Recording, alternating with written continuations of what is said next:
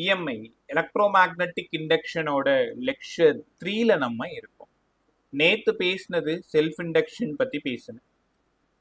Self இண்டக்ஷனும் mutual இண்டக்ஷனும் எந்த topic உள்ளார வருதுன்னு கேட்டா நீங்க அழகா சொல்லிடுவீங்க, சார் அது ஸ்டாட்டிக் இஎம்ஐல தான் சார் வருது. ஸ்டாட்டிக் இஎம்ஐனா என்னப்பான்னு கேட்டா, இருங்க சார் நாங்களே சொல்றோம். ஃபைக்கு பதிலா என்பிஏ காஸ் தீட்டான்னு சொல்லி கொடுத்தீங்க. இ வேணும்னா மைனஸ் ஆஃப் டி5 பை டிடி. இ வேணும்னா என்ன வெளில எடுத்துரு, ஏவை வெளில எடுத்துரு, காஸ் தீட்டாவை வெளில எடுத்துரு. மேக்னெட்டிக் ஃபீல்டு மட்டும் சேஞ்ச் ஆகி இஎம்எஃப் இன்டியூஸ் ஆனா செல்ஃப் இண்டக்ஷன். அதுல நீங்க படிச்சது தான் ஒரு 3 கொஸ்டின் படிச்சீங்க. Coefficient of a self induction of a long solenoid ஞாபகம் இருக்கா? லாஸ்டா என்ன ஃபார்ம்ல சொல்லி கொடுத்தேன்? L equal to mu naught N square A by எல்னு கற்றுக் கொடுத்தேன். அதுக்கப்புறம் energy stored as inductor half LI ஸ்கொயர்னு சொல்லி கொடுத்தேன். Then energy density B square by 2 mu நாட்னு நம்ம கடைசியாக முடித்தோம். ரைட், சரி இன்னைக்கு என்ன பேச போகிறோம்? இப்போ நான் ஒரு ஐடியா சொல்கிறேன். அந்த circular coil, self inductance of a circular coil, mutual inductance of a 2 circular coil. இது ஒரு சேஃபுக்கு தான் நடத்துகிறேன். வெறும் செல்ஃப் இண்டக்ஷன் இல்லை மியூச்சுவல் இண்டக்ஷன் ஒரு பேர் மட்டும் தான் சிலபஸில் இருக்குது. அதுக்குள்ளார இந்த ரெண்டு டாபிக் இருக்குது. அதனால இதெல்லாம் இப்போ இந்த மியூச்சுவல் முடிச்சிட்டு இது ரெண்டுத்தையும் ஒன்னா நடத்தினா உங்களுக்கு புரிஞ்சிடும். அதுக்காக அது படிக்காம இருக்கக்கூடாது. இப்போ நம்ம போற இடம் மியூச்சுவல் இண்டக்ஷன். ஸோ இன்னைக்கு ஃபுல்லா கிளாஸ்ல நம்ம மியூச்சுவல் இண்டக்ஷன் பேசிட்டு அது ரிலேட்டடா என்னெல்லாம் கேட்பாங்கன்றதை நம்ம பேசலாம். Mutual induction right. ஒரே நிமிஷம். தபாஸ்வினி, நிஷாந்தினி, மாதவ், குட் ஈவினிங் உங்களுக்குமே. Okay, good evening. மாதவ் நீ ஆப்சென்ட்டா? Yes sir. சரி, இப்போ லாஸ்ட்டாக வெயிட் பண்ணிட்டு போ. Okay sir. ஓகே, கவனிங்க. இது ஒரு காயில்.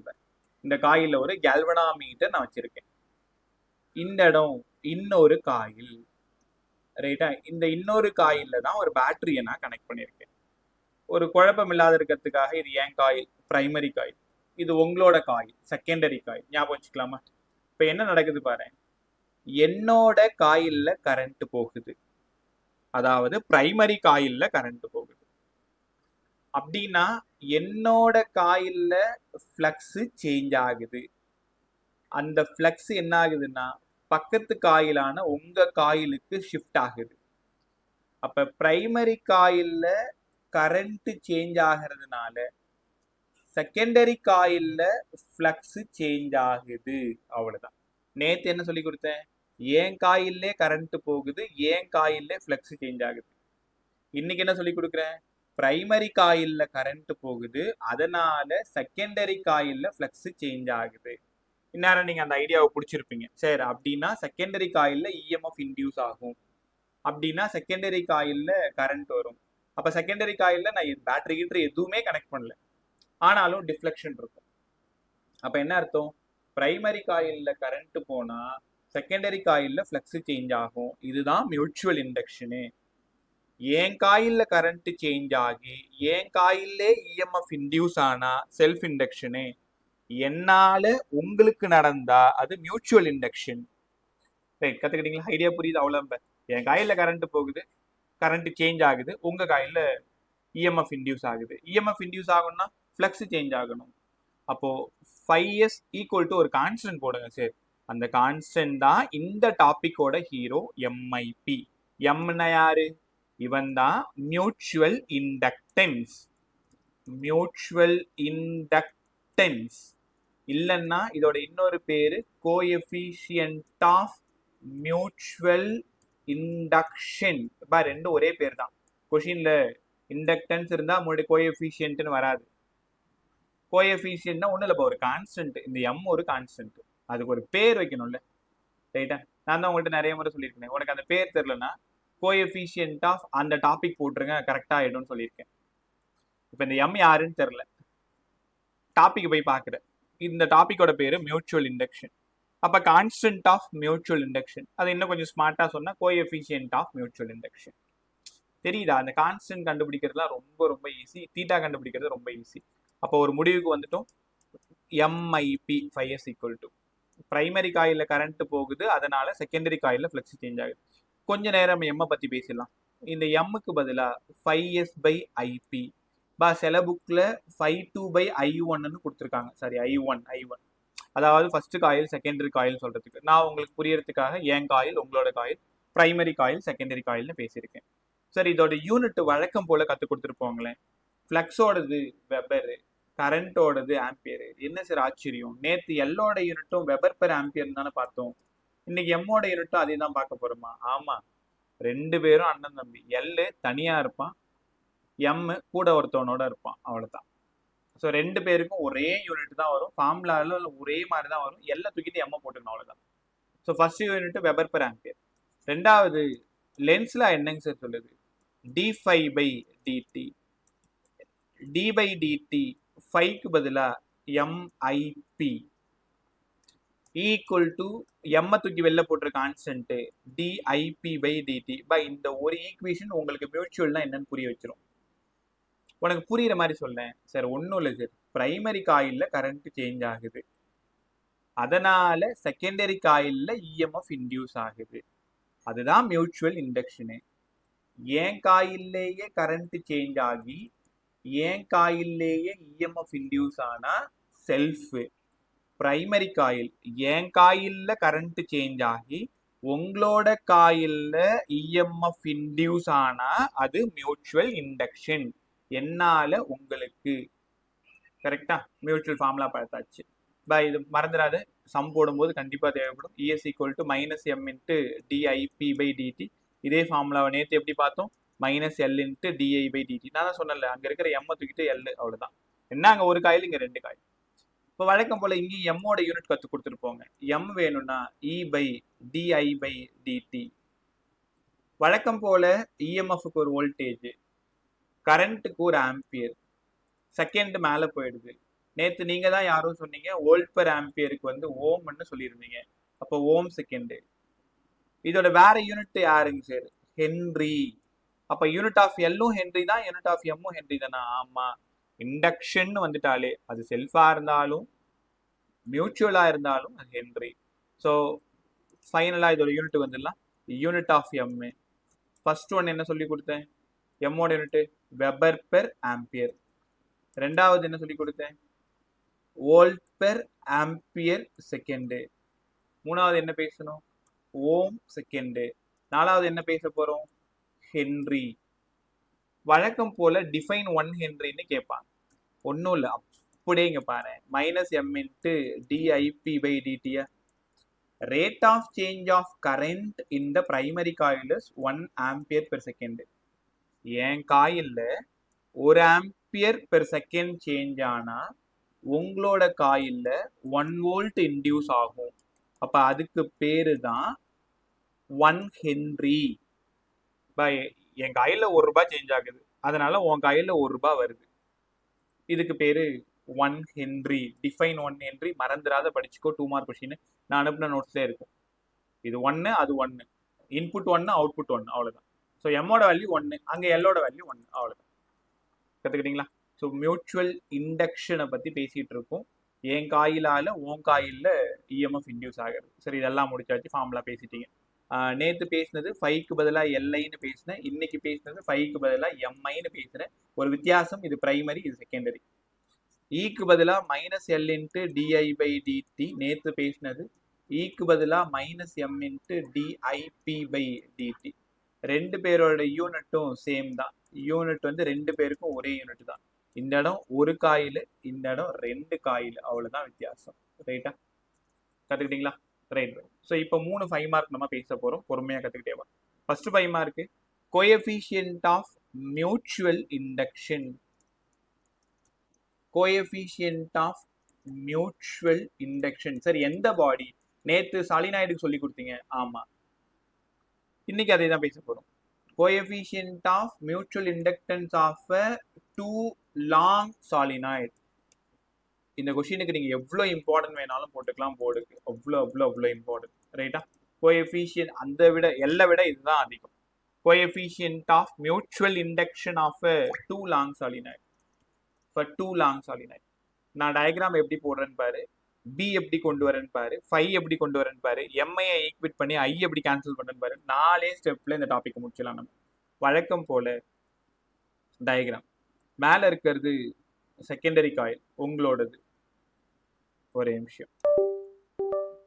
மேலே இருக்கிறது secondary coil galvanometer. Current deflection காமிக்கிறதுக்காக நான் ஏரோ மார்க் போட்டிருக்கேன். இங்கே என்னோட காயில் பிரைமரி காயில். பிரைமரி காயிலில் பேட்டரி கீ கனெக்ட் பண்ணியிருக்கேன். இங்கேருந்து கரண்ட் போகுது. அப்போ கரண்ட் சேஞ்ச் ஆகுது. ஃப்ளக்ஸ் பக்கத்து காயிலில் லிங்க் ஆகுது. அதனால பக்கத்து காயிலில் இஎம்எஃப் இன்டியூஸ் ஆகுது. ரைட்டா? கற்றுக்கிட்டீங்களா? Mutual inductance of two long solenoid. இது இன்னும் புரியுற மாதிரி சொல்கிறேன். இது ஒரு காயில். இதோட லென்த் வந்து எல், ஏரியா வந்து ஏ. கரெக்டா? ஒரு காயிலோட லென்த் எல், ஏரியா வந்து ஏ. என்னோட காயில்னு வச்சுக்கோங்க. ஸோ இது உங்களோட காயில். பிரைமரி காயில் ஒன்று, செகண்டரி காயில் ஒன்று. வித்தியாசத்துக்காக வேற வேற கலர் போட்டிருக்கேன். இது இன்னொரு காயில். இந்த மாதிரி தான் வைண்ட் பண்ணணும். நீங்கள் எங்கேயாவது போகும் பொழுது இந்த ரோட்ல இந்த ஃபேன் காயில் கட்டுற கடை, மிக்சி கிரைண்டரோட காயில் கட்டுற கடைலாம் பார்த்துருப்பீங்க. அந்த அண்ணன்ட்ட போய் கேட்டிங்கன்னா ஒரு காயில், பிரைமரி காயில் மேலே தான் செகண்டரி காயில அவங்க வைண்ட் பண்ணுவாங்க. ஏன் அப்படின்னா அப்பதான் மியூச்சுவல் இண்டக்ஷன் ரொம்ப ஜாஸ்தியா இருக்கும். மியூச்சுவல் இண்டக்ஷன் ஜாஸ்தியா இருந்தாதான் இஎம்எஃப் அதிகமா இருக்கும். அப்பதான் டார்க் நிறைய கிடைக்கும், மோட்டார் நல்லா சுத்தும். ரைட்டா? அப்படியே இல்லைனாலும் உங்க வீட்டில் ஏதாவது பழைய ஃபேன் ஏதாவது இருந்தால் உடச்சி வச்சு பார்த்தீங்க அப்படின்னா அதில் ஒரு காயில் மேலே இன்னொரு காயில வைண்ட் பண்ணியிருப்பாங்க. அதுக்காக புது ஃபேனை உடச்சி போட்டுறாது. தெரிஞ்சுக்கணும்னா இல்லை நெட்டில் பார்த்தாலே உங்களுக்கு தெரியும். ஒரு காயில் மேலே தான் இன்னொரு காயில் வைண்ட் பண்ணுவாங்க. இப்போ என்ன நடக்குதுன்னா இந்த ஒரு காயில்ல தான் கரண்ட் போக போகுது. இந்த பிளாக் கலர்ல இருக்குல்ல அந்த காயில் தான் ஃபர்ஸ்ட் காயில் வச்சுக்கலாமா? அந்த காயில்ல தான் கரண்ட் போக போகுது. ரெண்டாவது காயில் சும்மா இருக்கு, காதுல வாங்க, ஒரு காயில்ல தான் கரண்ட் போகுது. அப்ப அதனால magnetic field sir mu naught N I எங்களுக்கு தெரியும். ஏன் B1 போட்டிருக்கேன்? ஃபர்ஸ்ட் காயில் அதுல கரண்ட் போகுது, அதனால மேக்னெட்டிக் ஃபீல்டு. கத்துக்கிட்டீங்களா? இங்கதான் இந்த கொஸ்டினை நம்ம ஆரம்பிக்க போறோம். அப்ப B1 equal to mu not. Small எண்ணுக்கு பதிலா NI/L. இங்க I1 I2 போட வேண்டாம், ஏன்னா ஒரே கரண்ட். ஃபர்ஸ்ட் காயில்ல கரண்ட் போகுது, ஃபர்ஸ்ட் காயில்ல மேக்னெட்டிக் ஃபீல்டு சேஞ்ச் ஆகுது. இப்ப எந்த காயில்ல ஃப்ளக்ஸ் சேஞ்ச் ஆகும்? ரெண்டாவது காயில்ல. ஃப்ளக்ஸுக்கு என்ன ஃபார்முலா? NBA general formula. ரெண்டாவது காயிலோட டர்ன் N2. யார் மேக்னெட்டிக் ஃபீல்டு? ஃபர்ஸ்ட் காயிலோட மேக்னெட்டிக் ஃபீல்டு. அப்ப இங்க என்ன எழுதணும்? N1. ஏரியா ஏன் சார் மாத்தி போடல? ரெண்டு காயிலோட லென்த்தும் எல் தான், ரெண்டு காயிலோட ஏரியாவும் ஏ தான். ரைட்டா? So 5 equal to N2 B1 A. ஒன்றும் இல்லை, குழப்பிக்காத, ரொம்ப ஈஸியாக நீங்களே எழுதலாம். இந்த மாதிரி டயக்ராம் போட்டுக்கோங்க.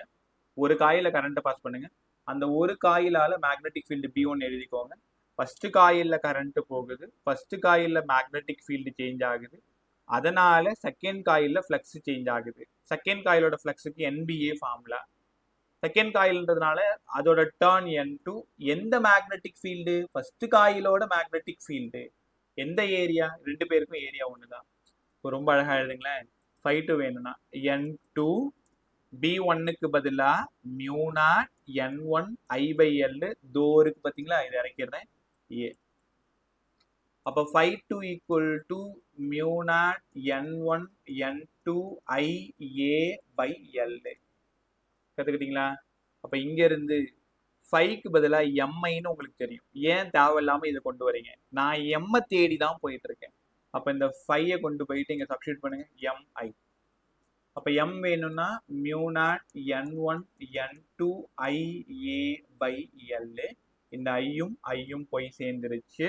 அதனால coefficient of mutual induction mu naught M1 M2 A/L. நம்ம தேடி வந்த ஃபார்முலா இதுதான். Coefficient of mutual induction of two long solenoid.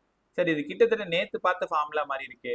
நேத்து எல்லுக்கு பதிலா மியூ நாட் N² A/Lன்னு கத்து கொடுத்தீங்களே. ஆமா, நேத்து ஒரே டர்ன், ஒரே காயில், அப்ப N². இன்னைக்கு ரெண்டு காயில் N1 N2. அதை பார்த்து அப்படியே ஞாபகம் வச்சுக்கோங்க. இதுல ப்ராப்ளம் சால்வ் பண்ணும்போது டெரிவேஷன் போட்டுட்டு இருக்க முடியாது, டக்குன்னு உங்களுக்கு ஃபார்முலா ஞாபகம் வரணும். அப்ப கம்பேர் பண்ணி படிச்சுக்கோ. Self inductance of long solenoid, mutual inductance of two long solenoid. அதே மாதிரி தான் ஃபார்முலா இருக்கும். L வந்தா N² மட்டும் இருக்கும், M வந்தா N1 N2 மட்டும் இருக்கும். ரைட்டா? ஒரு ஃபாஸ்டா சின்னதா ரிவைஸ் பண்ணிடுவாங்க. இங்க பாரு, ஃபர்ஸ்ட் காயில் கரண்ட் போறதுனால மேக்னெட்டிக் ஃபீல்டு மியூ0 N1 I/L.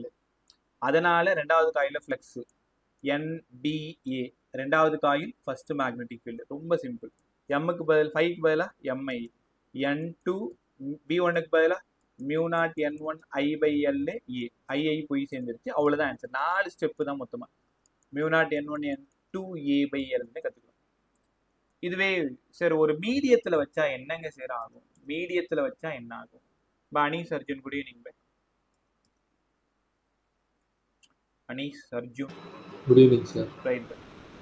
மீடியத்தில் வச்சா என்ன ஆகும்னா இந்த மியூ0க்கு பதிலாக மியூன் ஆகிடும். என்ன பிளேஸ்டுன்னா மீடியம்.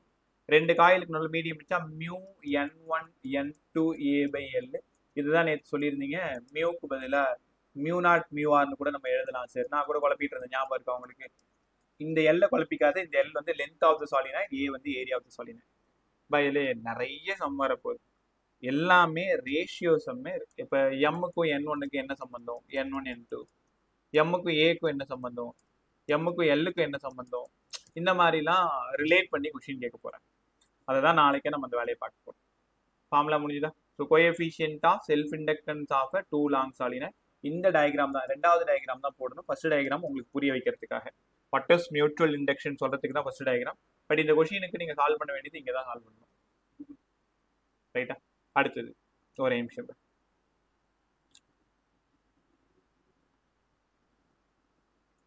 கவனமா கவனி. பேச போறது ரொம்ப இம்பார்ட்டன்ட். யாராவது சொல்ல ட்ரை பண்ண. ரெண்டு ரெசிஸ்டன்ஸ் சீரிஸ் காம்பினேஷன்ல இருந்தா ஆர்எஸ்க்கு என்ன ஃபார்முலா? டக்குன்னு சொல்லுங்க. R1 அவ்வளவுதான். R1 + R2. அழகா சொன்னீங்க. அதே ரெண்டு கெப்பாசிட்டர் சீரிஸ் காம்பினேஷன்ல இருந்தா 1/C1 + 1/C1 + 1/C2. பிரமாதம். ரெண்டு ரெசிஸ்டார் பேரலல்ல இருந்தா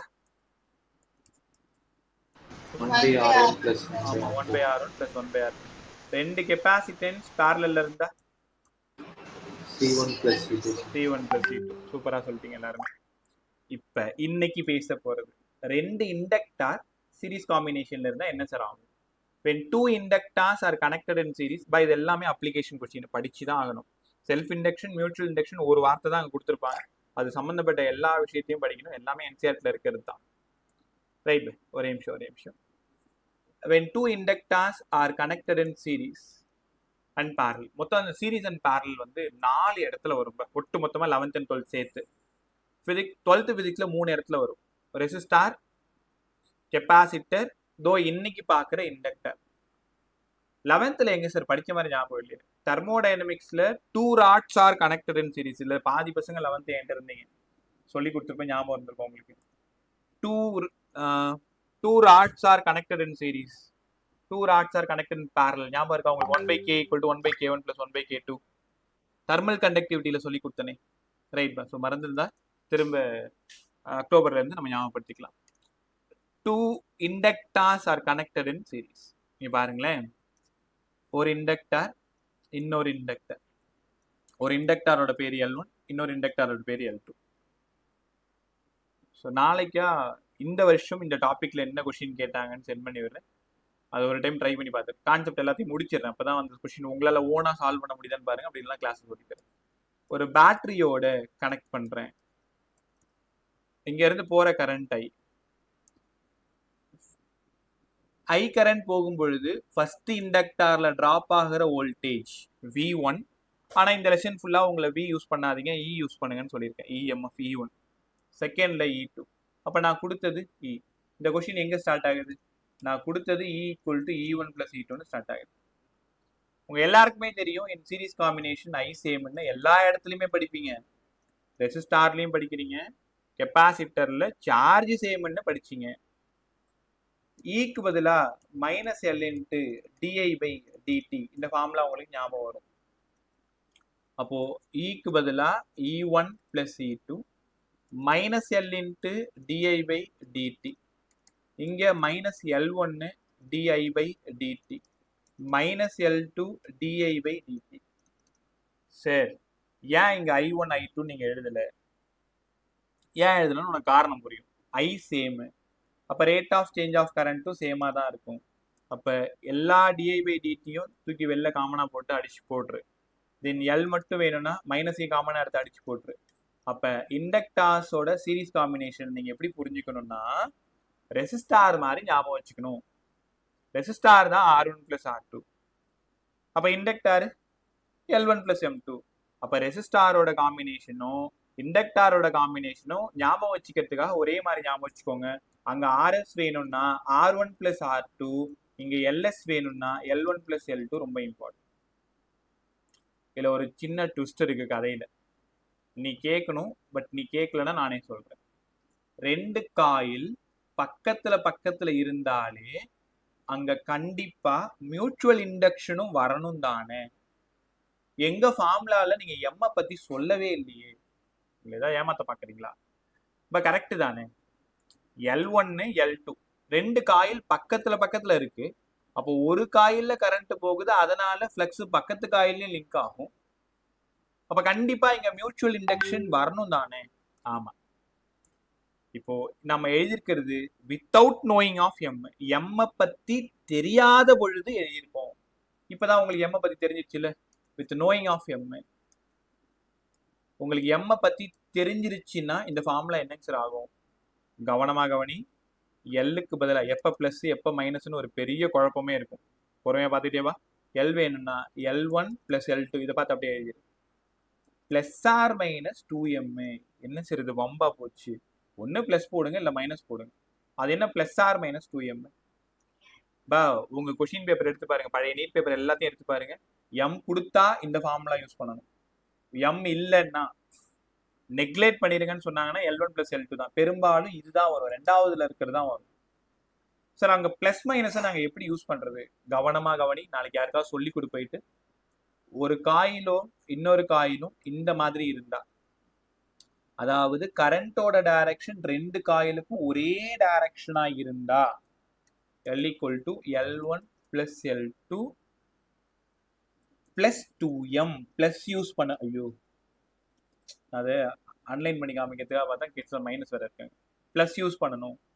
2 காயிலையுமே கரண்டோட டைரக்ஷன் ஆஃப் கரண்ட் சேமா இருந்தா ப்ளஸ் யூஸ் பண்ணணும். காதில் வாங்கினியா? நீயே உனக்கு ஒரு டைம் சொல்லி கொடுத்துக்கோ. எப்போ ப்ளஸ் யூஸ் பண்ணணும்? 2 காயிலோட கரண்ட்டும் ஒரே டைரக்ஷன்ல இருந்தா ப்ளஸ் யூஸ் பண்ணணும். Right sir. அப்போ ஒரு காயில் இப்படி இருக்கு, அப்படியே பெண்ட் பண்ணி இந்த பக்கமா திரும்பி வருது. இதான் சர்க்கியூட். இப்படி இருக்குன்னு வச்சுக்கோங்க. இப்போ இங்க போற டைரக்ஷன் இங்க போயிட்டு பெண்ட் ஆகி வருது பாருங்களேன். அப்ப 2 காயிலோட டைரக்ஷன் ஆப்போசிட்ல இருந்தா L ஈக்குவலண்ட்டுக்கு என்ன ஃபார்முலா யூஸ் பண்ணணும்? L1 + L2 - 2M யூஸ் பண்ணணும். குழப்பிக்க மாட்டீங்கல்ல?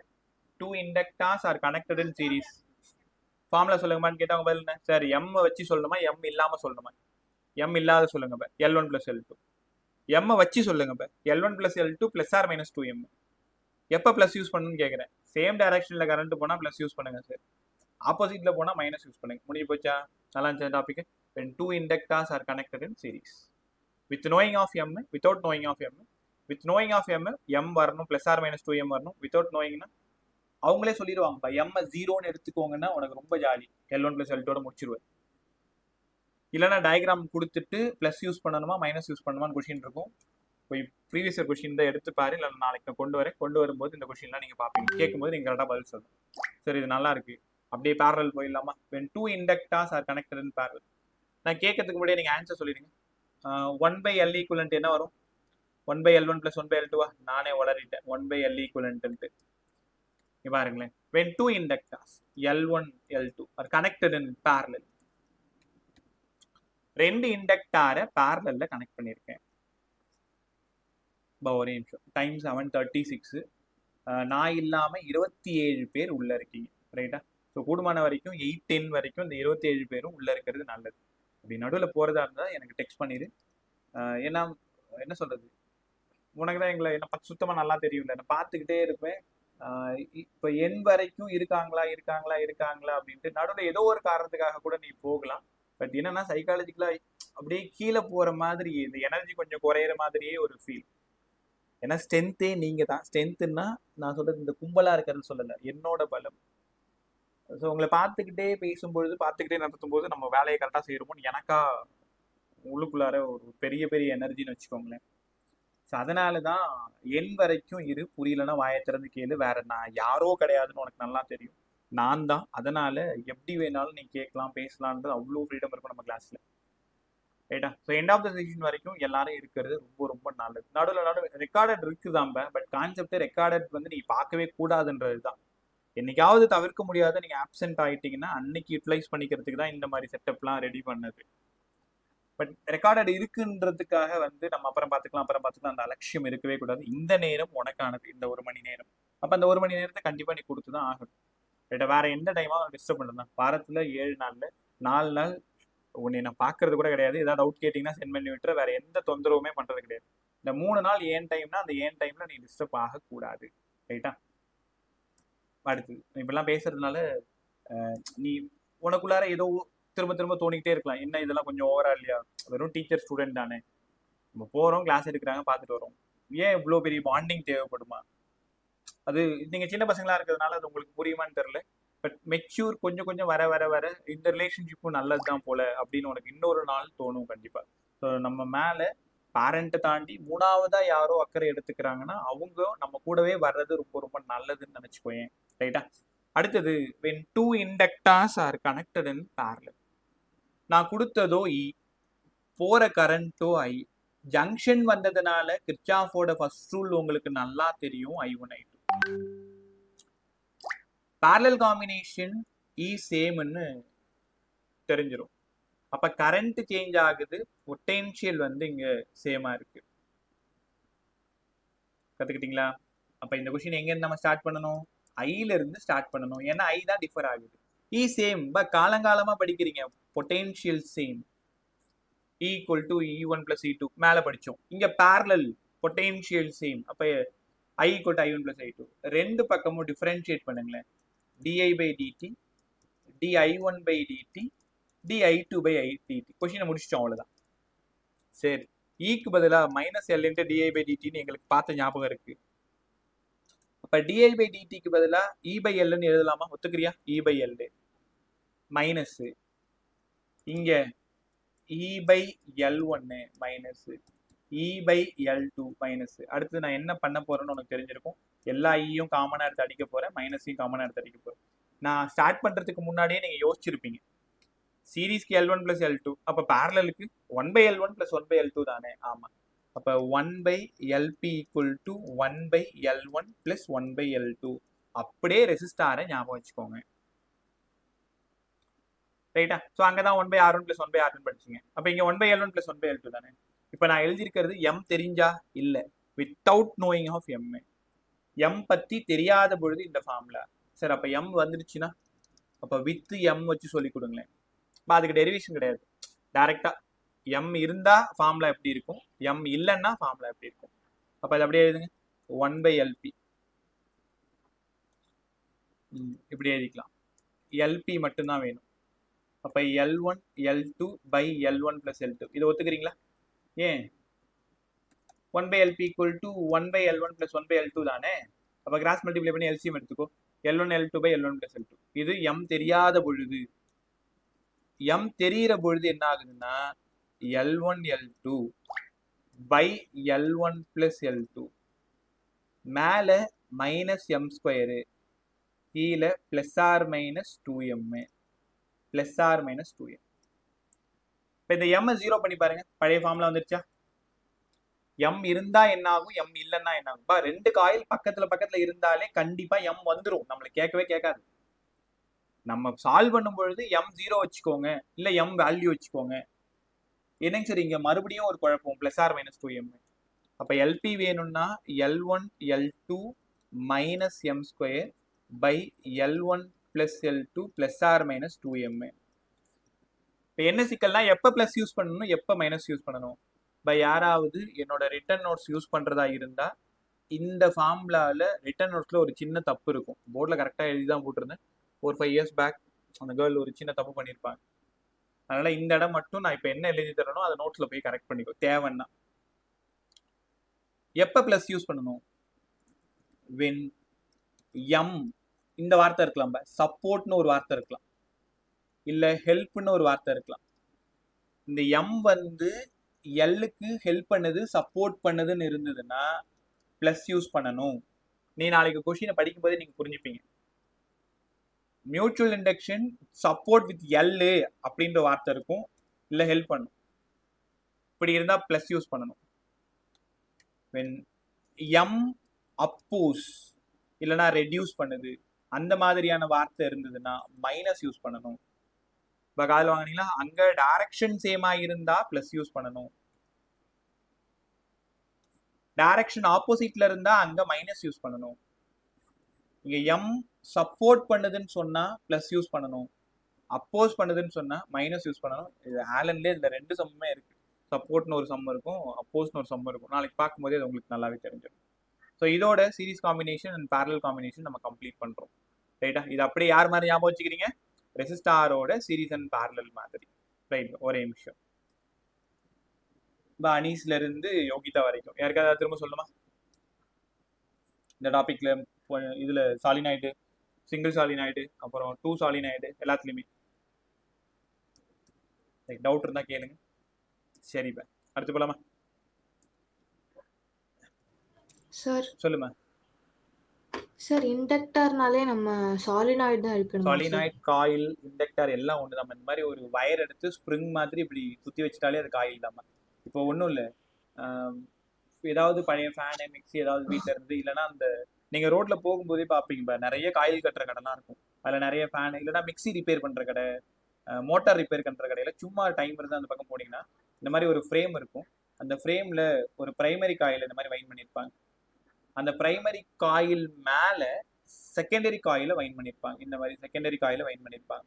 ஒரு காயில தான் கரண்ட் போகும், அதனால பக்கத்து காயில ஃப்ளக்ஸ் சேஞ்ச் ஆகும், அதனால இஎம்எஃப் இன்டியூஸ் ஆகும், அப்புறம் டார்க் ப்ரொடியூஸ் ஆகும், அதனால அந்த காயில் என்ன ஆகும், ரொட்டேட் ஆகும். அதுதான் மோட்டாரோட ரூல்.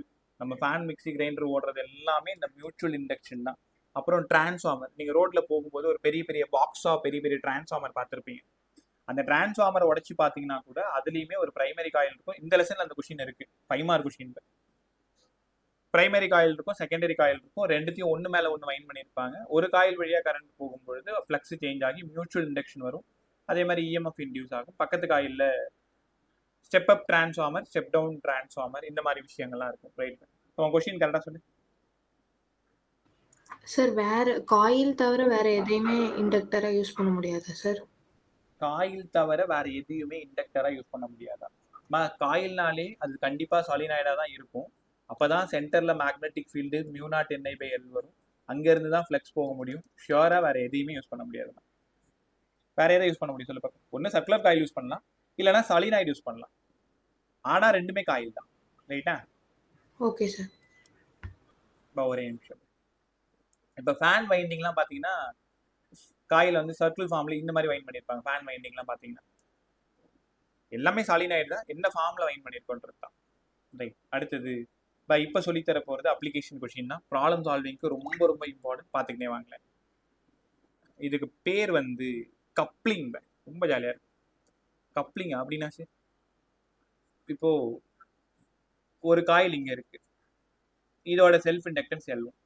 சரி, பக்கத்தில் இன்னொரு காயில் இருக்கு, ஒரு காயில் மேலேயும் இன்னொரு காயில நான் வைன் பண்ணுறேன்.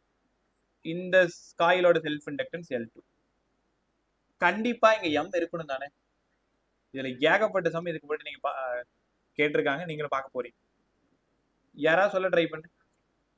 இவ்வளோ நேரம் M தனியா பேசினேன், L1 L2 தனியா பேசினேன். இப்போ அவங்க அடுத்தது என்ன கேட்க போறாங்கன்னா, M-க்கும் L1 L2க்கும் என்ன ரிலேஷனு டைரக்டா கத்துக்கோங்க. M is proportional to root of L1 L2. அப்ப 2 காயில் இருந்துட்டாலே M வந்துடும். ஒரு காயிலோட செல்ஃப் இண்டக்டன்ஸ் L1, இன்னொரு காயிலோட செல்ஃப் இண்டக்டன்ஸ் L2. அவங்க 2 பேரும் தென் M, இவங்க 3 பேருக்கும் என்ன ரிலேஷனு? அப்ப M is proportional to root of L1 L2. By L1 கொடுத்துருவாங்க, L2 கொடுத்துருவாங்க, M கேட்பாங்க. இப்போ நீ அடுத்தது நிறைய பேர் யோசிச்சிருப்பீங்க, ரைட் சைடில் ஒரு கான்ஸ்டன்ட் போடணுமே சார், அவன் தான் K. So K root of L1 L2. வழக்கம் போல ஒரு பேர் வைங்களேன், K. கண்டிப்பா அது கான்ஸ்டன்ட் தான். இப்ப இந்த இடத்துல நீங்க கப்பிள் பண்ண போறீங்க, ஒரு காயில் மேல இன்னொரு காயில வைன் பண்ண போறீங்க, அதனால இதுக்கு பேரு கப்ளிங் கான்ஸ்டன்ட். இப்ப சொன்னதுதான், உனக்கு அந்த கான்ஸ்டன்ட் யாருன்னு தெரியலன்னா அந்த டாபிக் போட்டு அந்த டாபிக்கோட கான்ஸ்டன்ட் போட்டு அப்படியே நீ யோசிச்சு பாரு, கரெக்டா இருக்கும். Coupling constant. இந்த கப்ளிங் கான்ஸ்டன்ட்டுக்கு ஏதாவது தனியா ஃபார்முலா இருக்கா சார்? பார்த்துக்கிட்டே வாங்க. Coupling constant flux linked with secondary coil, flux linked with primary coil. என்னங்க சார் இது?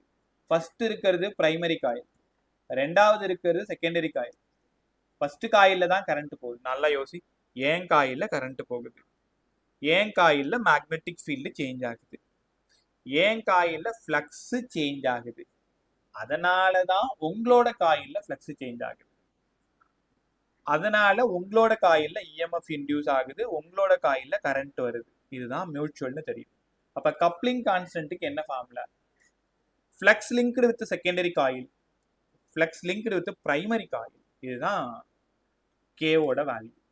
சரி, அப்ப இந்த கேவோட வேல்யூ 1 இல்ல லெஸ் தென் 1 இருந்தா அதுக்கு ஏதாவது ரூல் இருக்குங்களா சார்? ஆமா, கேவோட வேல்யூ 1 இருந்தா என்ன ஆகும், கேவோட வேல்யூ லெஸ் தென் 1 இருந்தா என்ன ஆகும்? அதுக்கு மேல போகிறதுக்கு வாய்ப்பே இல்லை. கேவோட வேல்யூ 1 இருந்தா எம்மோடது √L1L2.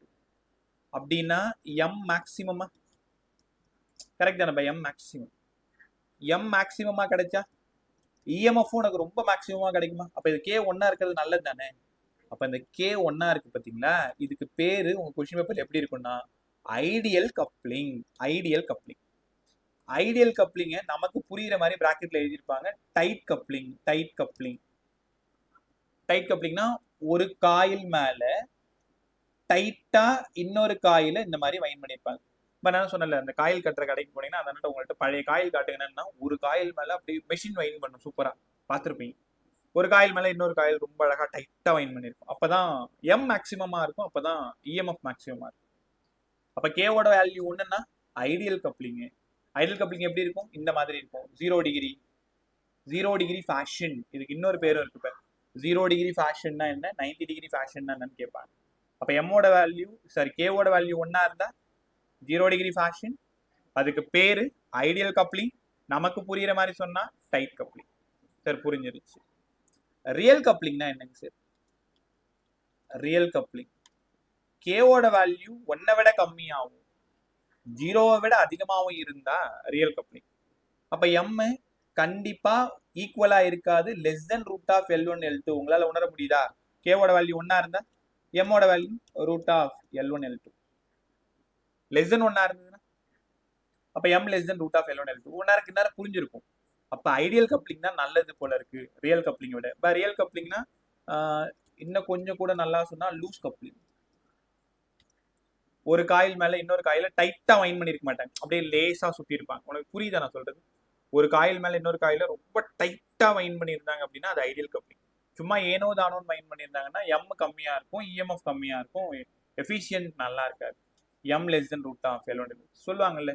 உங்க ஃபேன் ரொம்ப ஸ்லோவா ஓடுது, காயில் மாத்தணும், இல்ல காயில் திரும்ப ரீவைன் பண்ணணும், அதுக்கு பேர் தான் ரீவைண்ட். அந்த கடை பேரே போட்டிருப்பாங்க.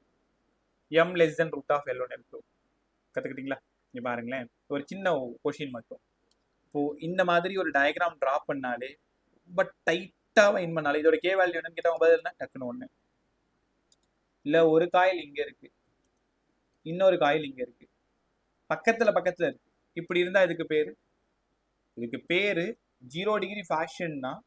ஆனா ரியல் கப்ளிங், டைட் கப்ளிங் கிடையாது. என்ன சொல்றாங்கன்னா இந்த டிஸ்டன்ஸ் டி. உங்களால உணர முடியுதா? இந்த டி குறைஞ்சாதான் கே அதிகமாகும், கே அதிகமானாதான் எம் அதிகமாகும். பொறுமையா யோசிச்சு பாரு. 2 காயிலும் பக்கத்துல பக்கத்துல வருது, இதே மாதிரி ஒன்னா வைண்ட் ஆயிடுது அப்படின்னா அந்த கப்ளிங் அதிகமாகுதா? கப்ளிங் கான்ஸ்டன்ட் அதிகமாகுது. கப்ளிங் கான்ஸ்டன்ட் அதிகமானா எம் அதிகமாகுது, எம் அதிகமானா இஎம்எஃப் அதிகமாகும். ரைட்டா? இதுக்கு யாராவது பதில் சொல்லுங்க. ஒரு காயில் இந்த மாதிரி இருக்கு, இன்னொரு காயில் இந்த மாதிரி இருக்கு. இதுக்கு பேரு 90 டிகிரி ஃபேஷன். இதோட எம் வேல்யூ என்னவா இருக்கும் சார்? கண்டிப்பா 0 சார். ஏன்னா இங்க கப்ளிங்கே இல்லை, கேவோட வேல்யூ 0. ஏன்னா ஒரு காயிலோட ஃப்ளக்ஸ் இந்த பக்கம் இருக்கும், இன்னொரு காயிலோட ஃப்ளக்ஸ் இந்த பக்கம் இருக்கும், கொஞ்சம் கூட லிங்க் ஆகாது. அப்படி இருந்தா எம்மோட வேல்யூ 0, கேவோட வேல்யூ 0. அப்ப பதில் சொல்லுங்க. 0 டிகிரி ஃபேஷனா இருந்தா கேவோட வேல்யூ அதிகமா இருக்கும், எம்மோட வேல்யூ அதிகமா இருக்கும். 90 டிகிரி ஃபேஷனா இருந்தா கேவோட வேல்யூ 0வா இருக்கும், எம்மோட வேல்யூ 0வா இருக்கும். கத்துக்கிட்டீங்களா? ரைட், இதோட இந்த டாபிக் ஃபுல்லா முடியுது. மியூச்சுவல் சூப்பரா பேசிட்டோம். இப்போ மியூச்சுவல்ல ஃபர்ஸ்ட் காயில்ல கரண்ட் போகுது, ரெண்டாவது காயில்ல ஃப்ளக்ஸ் சேஞ்ச் ஆகுது. φs = MIP. இங்க ஆரம்பிச்சது க்கு பதிலாக -m × dIP/dt இது சொல்லி கொடுத்துருந்தேன். அதுக்கப்புறமா எம்மோடது μ0 n1 n2 a/l, இது சாலினாய்டோடது. அதுக்கப்புறமா m வேணும்னா √L1 L2, இங்கே k இருக்கணும். k 1 இருந்தா tight coupling, k less than 1 இருந்தா லூஸ் கப்ளிங், 0வா இருந்தா 90 டிகிரி ஃபேஷன். Then L equivalent with knowing of m L1 + L2 ± 2m. பேரலல்ல L1 L2 - m² L1 + L2 ± 2m. எப்போ ப்ளஸ் யூஸ் பண்ணணும், எப்போ மைனஸ் யூஸ் பண்ணணும்? Same direction plus, opposite direction minus. To support plus, to oppose minus. ரைட்டா? இது வரைக்கும் mutual எல்லாத்தையும் முடிச்சாச்சு. எடி கரண்ட் மட்டும் பெண்டிங் இருக்கு. இப்போ உங்க சிலபஸ் பாருங்க. சிலபஸ்ல நீ அப்புறமா கூட பார்த்துக்கோ, உங்க குரூப்ல தான் இருக்கு. செல்ஃப் இண்டக்ஷன் ஒரு வார்த்தை மட்டும்தான் இருக்கும், மியூச்சுவல்னு ஒரு வார்த்தை மட்டும்தான் இருக்கும். அவங்க சாலினாய்டுக்கு மட்டும் படிங்க, சர்க்குலர் காயிலுக்கு மட்டும் படிங்க அப்படிலாம் சொல்லலை. எல்லா வருஷமும் இது ரெண்டும் நடத்துறது தான். சாலினாய்டும் டீச் பண்ணுறது தான், சர்க்குலர் காயிலும் டீச் பண்ணுறது தான். பட் சர்க்குலர் காயில பெருசாக கொஷின் பார்க்கவே முடிய மாட்டேங்குது. அதனால சர்க்குலர் காயில் டீச் பண்ணிடுறேன். உங்கள் ஸ்கூலில் நடத்துனாங்கன்னா அதை படிச்சுக்கோங்க.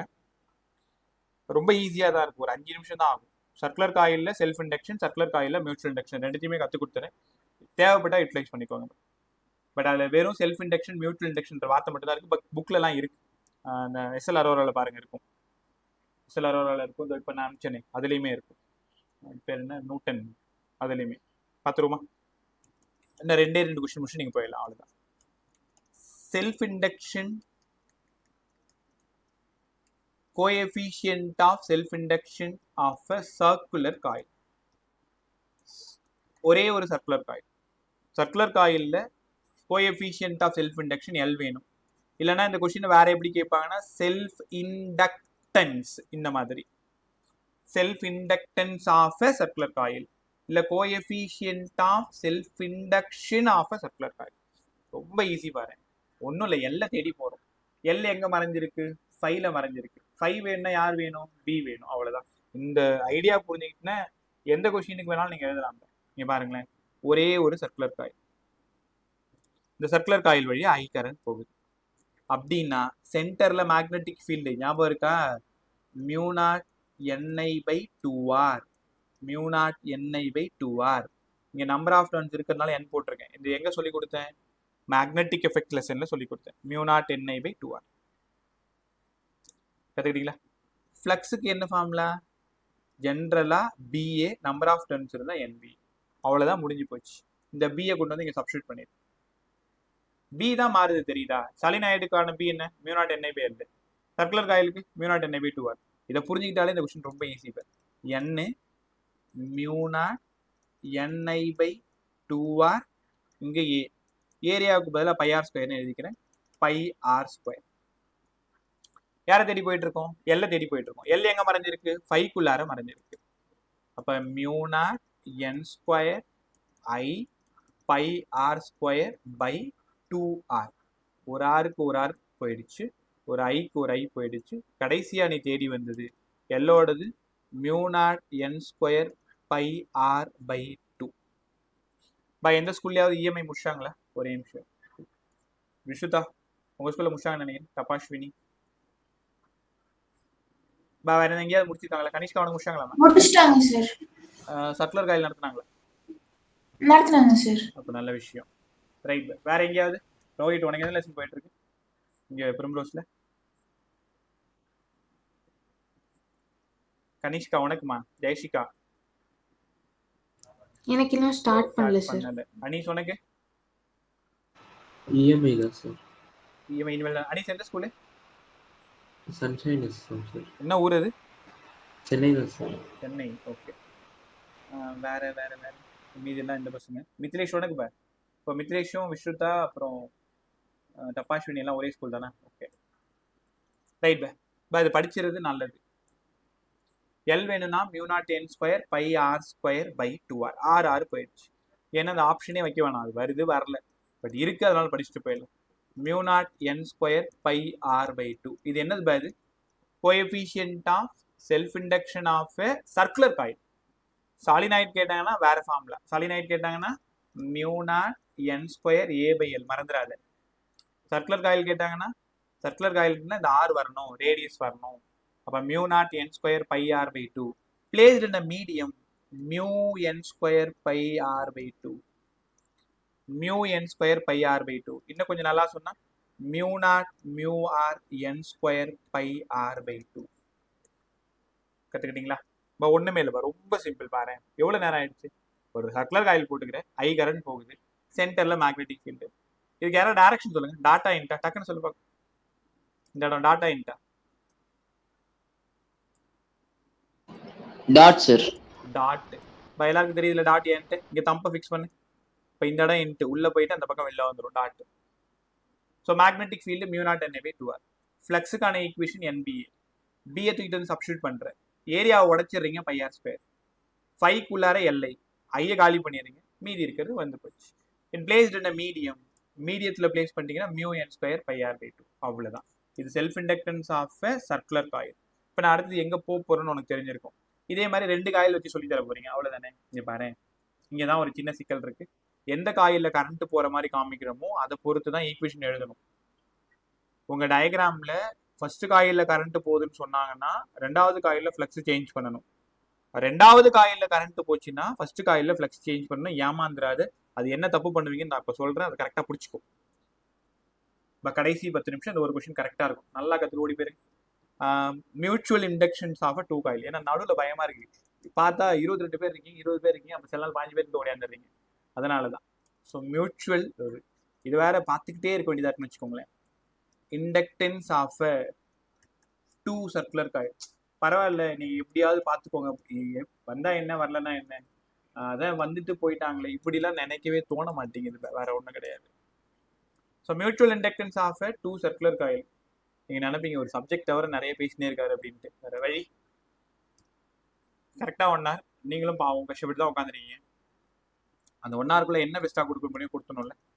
Mutual inductance of 2 circular coil. இதுக்கு நானே தேவையில்லை, நீங்களா ஓனா டெரிவேஷன் போட்டிங்கன்னா நீயே சயின்டிஸ்டாக மாறிடுவேன். எப்படி சார்? இது ஃபர்ஸ்ட் காயில், ரைட்டா? First coil. ஃபர்ஸ்ட் காயிலோட ரேடியஸ் R1. பக்கத்திலே 2வது காயில போட்டு விடு. இது செகண்ட் காயில். இதோட காயிலோட ரேடியஸ் R2. இப்போ எந்த காயிலில் நீங்கள் கரண்ட் போகிற மாதிரி காமிக்க போறீங்க? ஃபர்ஸ்ட் காயிலில் கரண்ட் போகிற மாதிரி காமிக்க போகிறேன், அவ்வளோதான். ஃபர்ஸ்ட் காயிலில் கரண்ட் போகிற மாதிரி காமிக்க போகிறேன், ஐ காமிக்க போகிறேன். இங்கே I1 I2லாம் போடக்கூடாது. ஒரு காயிலில் தான் கரண்ட் போகும், அந்த காயிலில் தான் மேக்னெட்டிக் ஃபீல்டு சேஞ்ச் ஆகும். அதனால பக்கத்து காயிலில் ஃப்ளக்ஸ் லிங்க் ஆகும். அப்போ நான் ஃபர்ஸ்ட் காயிலில் கரண்ட் போகிற மாதிரி காமிச்சிருக்கேன். அப்போ ஃபர்ஸ்ட் காயிலில் மேக்னெட்டிக் ஃபீல்டு B1. B1 வேணும்னா mu naught N1 I by 2R2. Sorry 2R1. Sorry 2R1. ஏன்னா ஃபர்ஸ்ட் காயில் தானே. ஃபர்ஸ்ட் காயில கரண்ட் போகுது. அப்போ ஃபர்ஸ்ட் காயில magnetic field mu naught N1 I by 2R1. N1 ஏன் போட்டிருக்கேன்? First coil. R1 ஏன் போட்டிருக்கேன்? First coil. அதனால செகண்ட் காயில ஃப்ளக்ஸ் சேஞ்ச் ஆகுது. ஃப்ளக்ஸுக்கு ஜெனரல் ஈக்குவேஷன் NBA. 2வது காயில் யாரோட மேக்னெட்டிக் ஃபீல்டு? ஃபர்ஸ்ட் காயிலோட மேக்னெட்டிக் ஃபீல்டு. யாரோட ஏரியா? 2வது காயிலோட ஏரியா. கற்றுக்கிட்டீங்களா? அவ்வளோதான், முடிஞ்சு போச்சு. 5-2க்கு பதிலாக N2, B1க்கு பதிலாக mu naught N1 I by 2R1. ஏரியாவுக்கு பதிலாக pi R2 square. Pi R square செகண்ட்ன்றதுனால R2 ஸ்கொயர். 3 ஸ்டெப் முடிஞ்சுதா? இந்த 2 ஸ்டெப் கொஸ்டின் முடிஞ்சிச்சு பாருங்களேன். ஒரே நிமிஷம். 5க்குள்ளார தான் யார் இருக்கா? MI இருக்கு. அப்போ mu naught N1 N2 I by R2 square by 2R1. யாரை கேன்சல் பண்ண போகிறோம்? ஐயை கேன்சல் பண்ண போகிறோம், அவ்வளோதான். கடைசியாக நீங்கள் தேடி வந்தது M வேணும்னா mu naught N1 N2 by R2 square by 2r1. mu naught n1 n2 pi r2 square by 2r1. when placed in a medium, வழக்கம் போல நான் சொல்லவே தேவையில்ல, உனக்கு தெரியும், mu n1 n2 pi r1 square by 2r2 square by 2r1. Problem சால்விங்னு வரும்பொழுது ஒரு பெரிய சிக்கல்னு சொன்ன ஞாபகம் இருக்கா? நான் உங்களுக்கு கற்றுக் கொடுத்தது ஃபர்ஸ்ட் காயில்ல கரண்ட் போற மாதிரி கற்றுக் கொடுத்துருக்கேன். நம்ம ரிட்டன் நோட்ஸ் பார்த்தீங்கன்னா செகண்ட் காயில்ல கரண்ட் போற மாதிரி டெரிவேஷன் போட்டிருப்பேன். இப்போ உங்ககிட்ட ஒரு கேள்வி, இதே கொஷினை ரெண்டாவது காயில்ல கரண்ட் போற மாதிரி காமிச்சிருந்தா இந்த ஃபார்முலா எப்படி மாறும் நீங்க நினைக்கிறீங்க? வாயத்தர R1 square sir. பை